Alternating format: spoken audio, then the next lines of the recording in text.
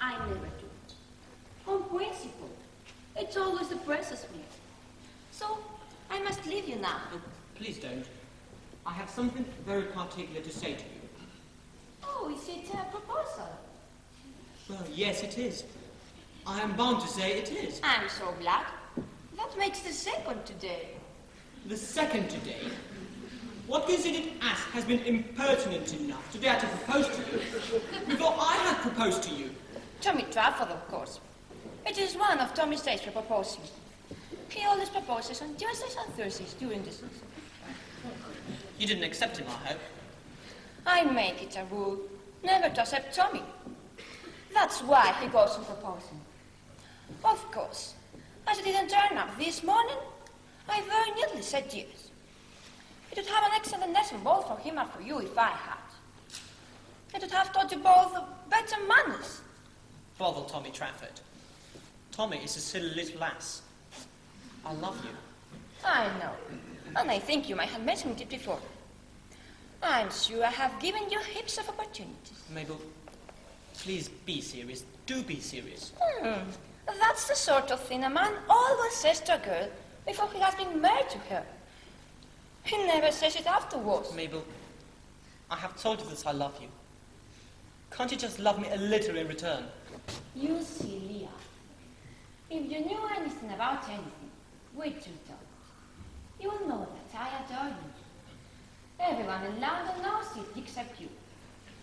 It is a public scandal the way I adore you. I have been going about for the last 6 months, telling the whole of society that I adore you. I wonder you consent to have anything to say to me. I have no curtain left at all. At least, I feel so happy that I am quite sure I have no curtain left at all. My dear, did you know I was awfully afraid of being refused? But you have never refused yet at anybody, Arthur. I can't imagine anyone refusing you. Of course, I'm not nearly good enough for you, Mabel. I'm so glad. I was afraid you were. And it is only fair for me to tell you frankly that I am fearfully extravagant. But so am I, Arthur. So we are sure to agree. And now I must go and see Gertrude. Must you really? Yes. Well then, do tell her I want to talk to her particularly. I have been waiting here the whole morning to see either her or Robert. Do you mean to say you didn't come here expressly to propose to me? No. That was the first genius. Your first. My last. I'm delighted to hear it. And now, don't stir. I'll be back in 5 minutes. And don't fall into any temptations while I'm away. My dear Mabel, while you are away, there are none.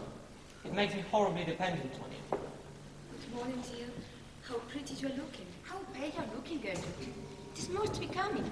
Good morning, Lord Goring. Good morning, Lady Chilton. I saw thee in the conservatory, under the second palm tree on the left. Second on the left. Yes, the usual palm tree.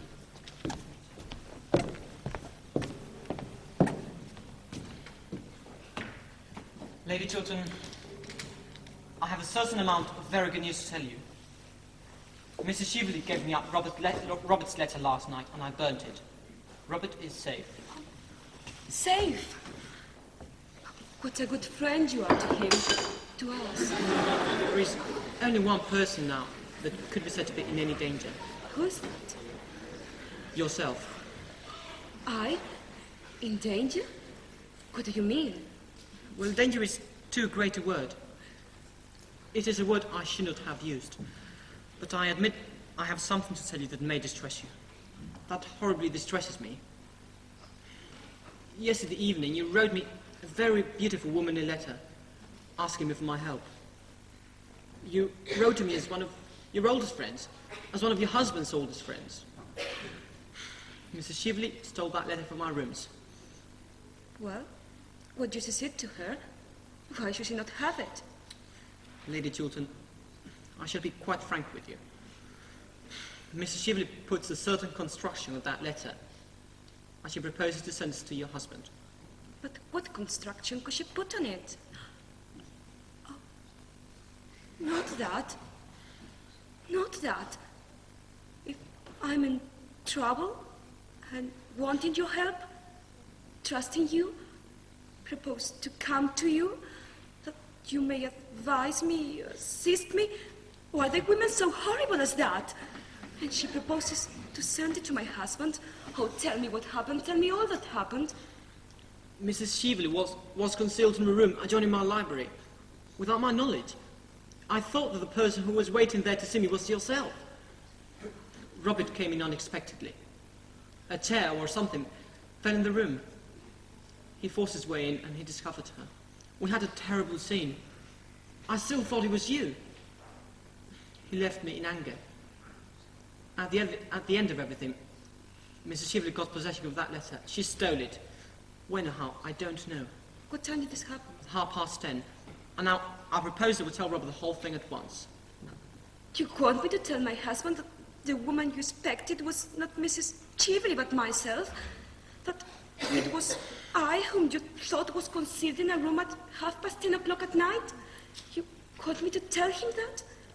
I think it is better that he should know the exact truth. Oh, I couldn't. May I do it? Oh, no!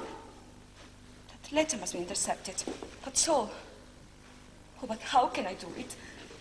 Letters arrive for him every moment of the day. His secretaries open them and hand them to him. I dare not ask him to bring his letters. It would be impossible. Oh, why don't you tell me what to do? Lady Chiltern, pray be calm and answer the questions I'm going to put to you. You said his secretaries opened his letters, didn't you? Yes. Well, who's with him today? Mr. Trafford, isn't it? No, Mr. Montfort, I think. You can trust Oh, him? how do I know? He would do what you asked him, wouldn't he? I think so. Your letter was in pink paper. He could recognize it without reading it, couldn't he? By the colour. I suppose so. Is he in the house now? Yes. Well, then I would go and see him myself. And tell him that a certain letter is to be forwarded to Robert, and that at all costs it must not reach him. Robert is coming upstairs with a letter in his hand. It has reached him already. You have saved his life. What have